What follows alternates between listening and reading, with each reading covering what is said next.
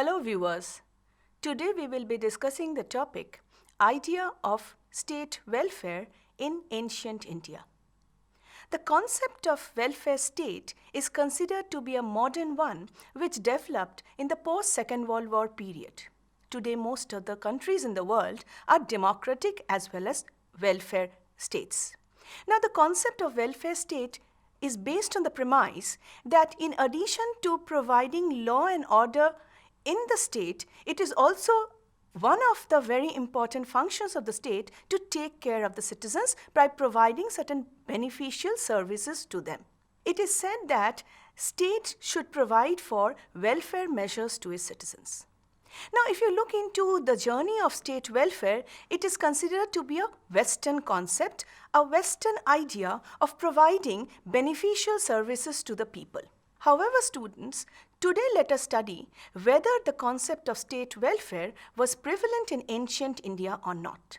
In order to understand the idea of state welfare in ancient India, I have divided this entire discussion into a number of segments.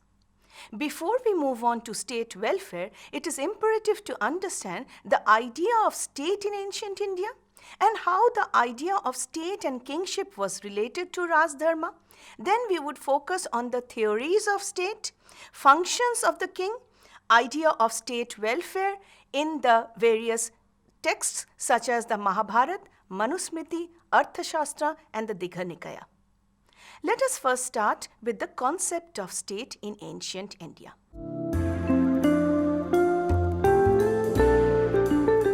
If you try to look into the nature of state, you will find that most of the kingdoms were monarchic in nature. However, please note that the concept of monarchical system in ancient India was different from the Western connotation of monarchical governments. At the same time, we also need to know that though there was a monarchical form of government, there also existed simultaneously republican states where the kingship was not based on hereditary rulers. Now let us try to understand how these republican as well as monarchical states coexisted side by side. We also need to understand the various texts through which we study ancient Indian political ideas do not discuss directly about the origin of state. They speak about origin of kingship, and the concept of kingship and state is intricately related. The king is considered to be the most important and as well as the highest of all the organs that comprises a state. In ancient India, we had the Saptang theory of the state, and king was considered to be the pivot around which the entire state system functioned. The king occupied the highest position and he was the source of social progress and prosperity in his kingdom. The concept of kingship and state was also connected with the concept of ethics of kingship, or dharma as it's popularly called. Now, ancient Indian political thinkers looked upon the king as the grand safeguard of the people's security and the stability of the social order. So it was a responsibility of the king to ensure that people's progress as well as happiness were controlled as well as they were looked after. The prosperity of the state depended upon the qualities of the king. A king devoid of wine and incapable of protecting the people becomes the cause of people's destruction. And that is the reason why ancient Indian texts focused on qualities of kingship. The goal of the kingship was the goal of the state. That is what we mean when we say that the king and the state were coterminous. The welfare of the state depended on the kingship.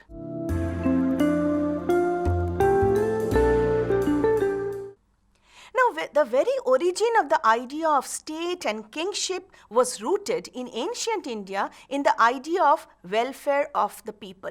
As Kautilya stated, in the happiness of the subjects lies the happiness of the king. In their welfare, his welfare. Therefore, we try to understand that how the concept of state and kingship were correlated. Here we will study three important theories of the origin of kingship and state. The first theory has its root in the military origin of kingship. This theory goes as follows. It says that in ancient times there were constant warfare between the gods and the demons. And in most of these wars, the demons were successful. The demons fought under the leadership of a commander and defeated the gods repeatedly who had no leader. To organize themselves in an effective and disciplined manner, gods chose Indra, Lord Indra, and Soma, according to another version, as their leader and crushed the power of the demons. Thus Indra became their king and he brought about the notion of welfare. The second theory believes in the divine origin theory of kingship. Now please understand that ancient India focused on divine origin of the king and the concept of state originated with kingship. Initially, it was believed that there was a complete blissful and happy state of affairs. People lived peacefully with one another, but gradually with the passage of time, chaos and disorder became very, very regular. People started fighting amongst themselves, and then there was the need for a king in order to resolve those conflicts. Most of the scriptures speak about this state as Matsanaya, the law of fishes, where the bigger fish swallows the smaller ones. In order to bring about order and discipline in the lives of the people, there came among a king. A king was chosen who was supposed to take care of the people, to bring in peace, order and prosperity in the kingdom. Thus was born the divine origin theory of kingship, where the king was considered to be a representative of God. But here we need to understand that this concept of divine origin theory does not speak of a theocratic state in ancient India. Ancient Indian state was not a religious or a theocratic state.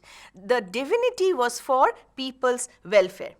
The third theory focuses on social contract. This is more akin and similar to the Western notion of social contract theory provided by Thomas Hobbes, John Locke and J.J. Rousseau. Herein also the social contract theory focused on life under the state of nature, that means pre-state conditions where initially people lived blissfully and happily, but later on as the concept of private property emerged, the concept of mine and thine emerged, people started fighting with each other and thus necessitated the creation of a king. So people entered into a contract by which a king was created who promised to take care of the prosperity and welfare of the people in return for cash or grains. So this was a social contract by which the king and the state was created. Now we need to understand that all the three theories that we just studied showed that either God or human beings elected a king to live in peace and prosperity, without which there would be no welfare. However, the only theory that holds the field is that the state is a divine creation and must be respected as such. But the growth of the divine theory, as I just said, did not lead to the creation of a religious state in India. The aim of the state. What was the aim of the king and the state? The aim of the state was the furtherance of very core ideals. What are these ideals? They are dharma, arth and kama. It was the duty of the king to ensure that people lived a dharmic life, people lived an ethical life, there was prosperity through a full treasury, and people could also fulfill their desires and ambitions. That was the idea of welfare state in ancient India. This concept of welfare state naturally led to the consolidation and growth of power of the state. Another very, very important point to note is that though there was a concept of divinity inculcated in Raj Dharma, but this concept of divinity or dharma was not personal, it was institutional. That is the reason why we say Raj Dharma. Now there was a dread of anarchy which made the state an absolute necessity, and the state based on danda or force needed to be moralized if it was going to be prevented from becoming an irrational one based on force. Now dharma and danda was the basis of the welfare state in India. Now there was this core idea of divinity and its relationship with kingship. The divine theory of the state, wherein we found that Indra was chosen the gods, or in the sense of the king represented divine ideals, it was a moral version of stateship. It was a moral version of the institution of the state and the king. Divinity was associated with the functions of the king, and that's the reason why we come again and across the term Raj Dharma. So long as the king acted according to the dictates of dharma, the king had to be respected and obeyed. If the king transgressed, as the Mahabharata says, the king should be killed like a mad dog. But when he ceased to abide by the laws of dharma, he could no longer claim allegiance from the people.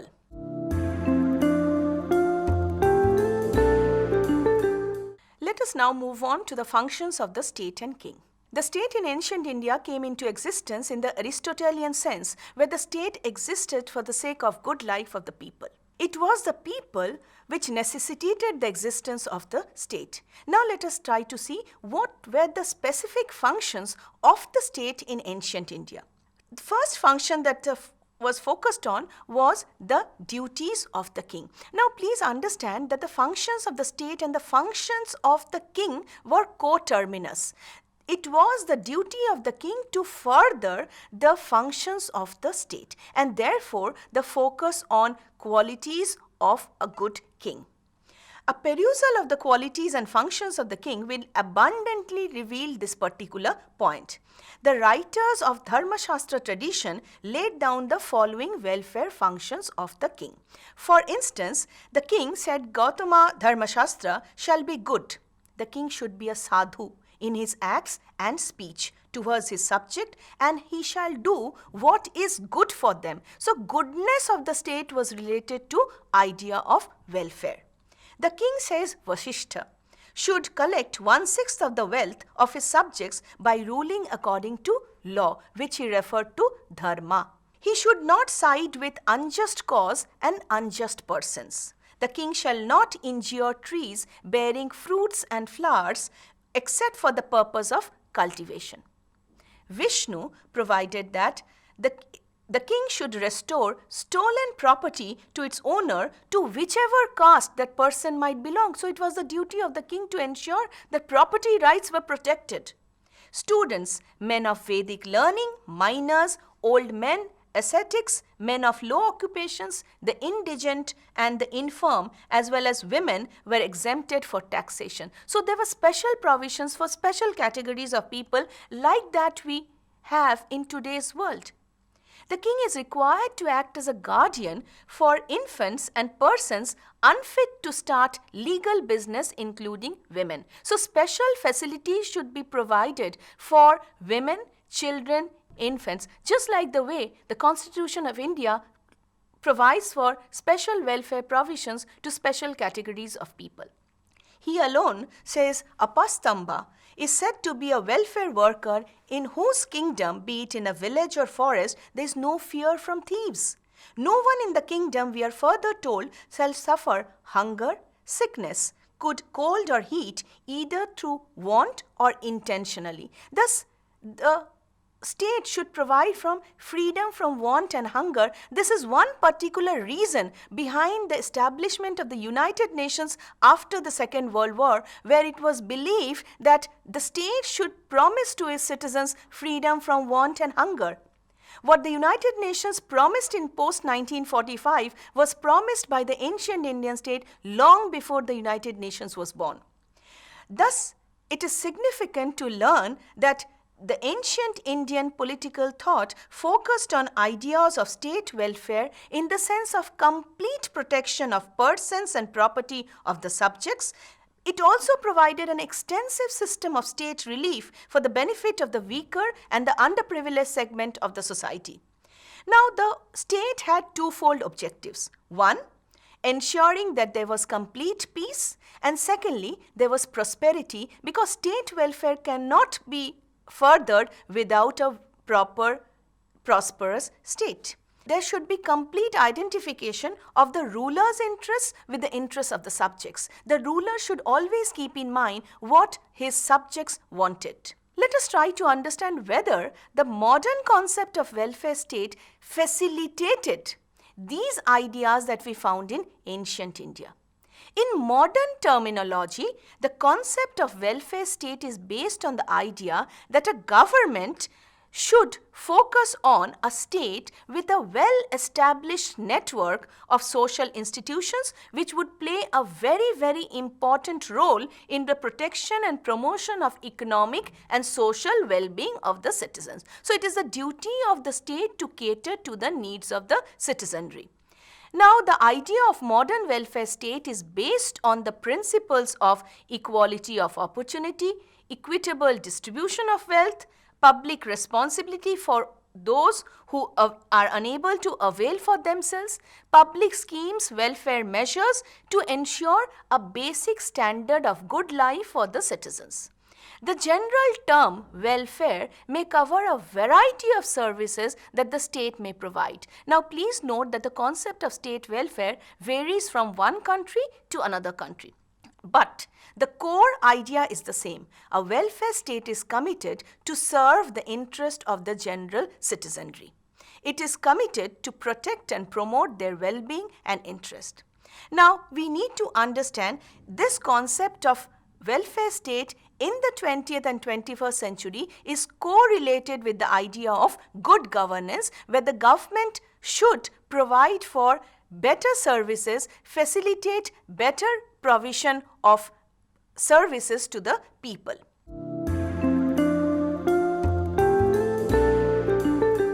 We would try to look into the idea of welfare state in some of the texts which are famous for kingship, political ideas and institutions. Almost all the texts, right from the Arthashastra, Mahabharata, Manusmriti, Digha Nikaya, focus on state welfare. State welfare was a part of the idea of Raj Dharma. The nature and functions of the state, put rightly as welfare state, was elaborated by Pitama Bhishma in the Mahabharata in very simple terms. I would quote the Shanti Parva of the Mahabharata here. Lord Bhishma says that the state is the foundation of individual security, comprising the security of person and property, as well as the stability of the social order. The basis of the great institutions of family and property, the support of the fundamental law of the social order, and the guarantee of the normal functioning of the social, economic, and religious activities of the people. State in ancient India was regarded as the center of society and the chief instrument of welfare. Thus, we find that specifically concept of provision of better services have been provided in ancient Indian texts. The main function of the state was not just to promote dharma or welfare, it was also to promote earth and calm for the people. It was to check disorder, prevent gross injustice in the life of the people. The state to try to maintain the two important institutions of ancient India, property and family. If family and property were well safeguarded, the state would ensure a properly governed welfare state. Let us now focus on the specific texts and specific areas of state welfare. We begin with the Shanti Parva of the Mahabharata, which consists of the duties of the ruler during normal and abnormal times. According to the Mahabharata, he is an ideal king whose life is dedicated to the service and welfare of his people. He must act as a trustee. He must serve the people as a servant and even as a slave. The welfare character of the ancient state can also be found in the taxation policy as provided in the Mahabharata. A good government was one that gathered taxes which were not too many and not too heavy. Rule of law prevailed in the ancient state. The king was very wide and he had widespread powers in controlling the population but also in promoting their welfare. The king was supposed to establish dharma, but at the same time he was also to punish the culprits by using his power of danda. Thus dharma and danda was the basis of the state in India. The fusion of dharma and danda was one composite political tradition, and this was necessitated by circumstances prevailing in the country.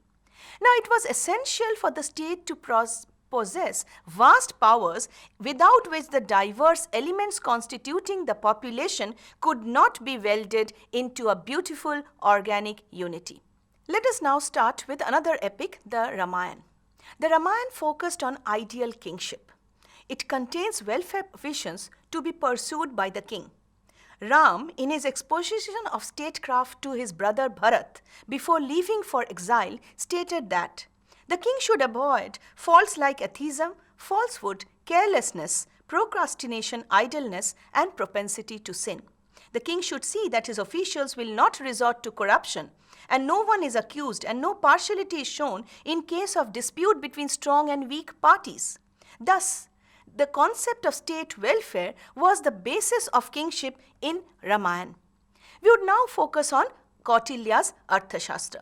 Kautilya clearly stated, in the happiness of the subjects lies the happiness of the king, in their welfare his welfare. Thus the idea of state welfare was clearly stated in the Arthashastra. He also provided the fact that the state should ever be ready to provide relief to the people during times of calamities.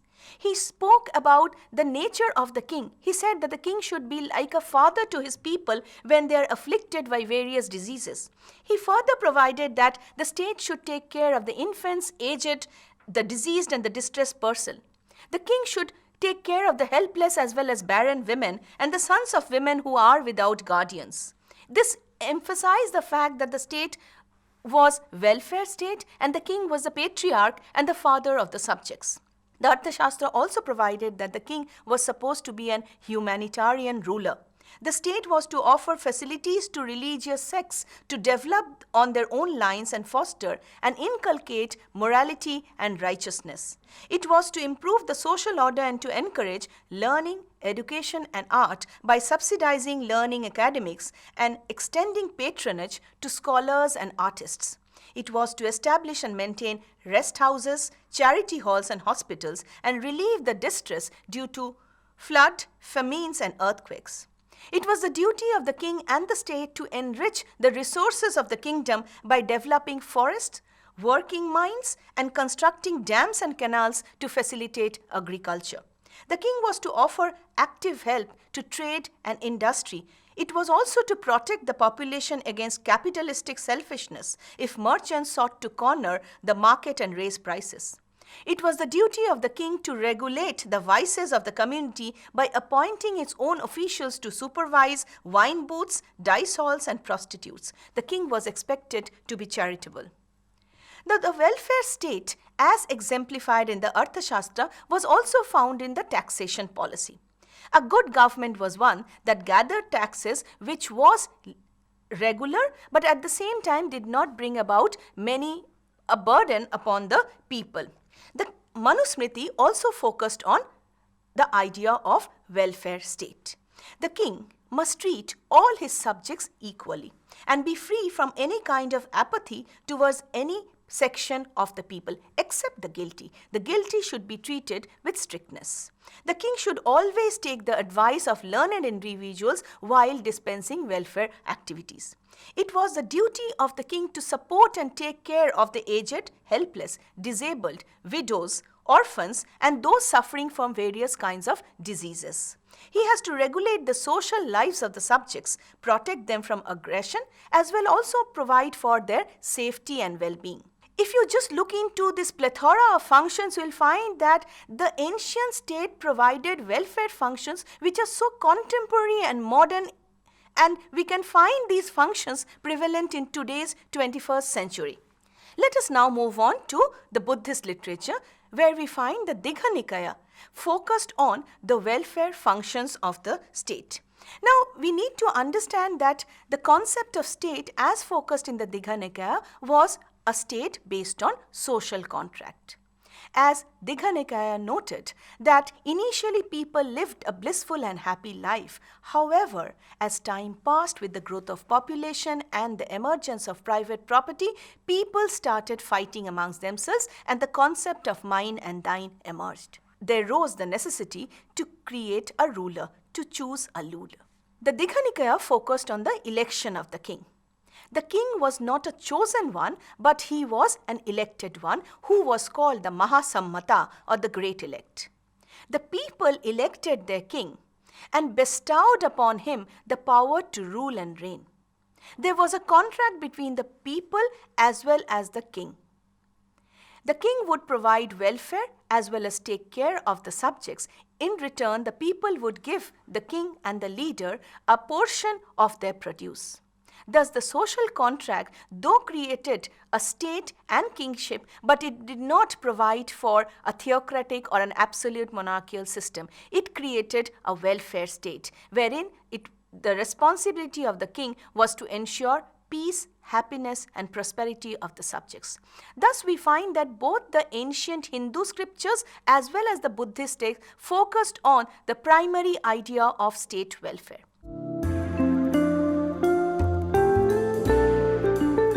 Let us summarize what we have studied today.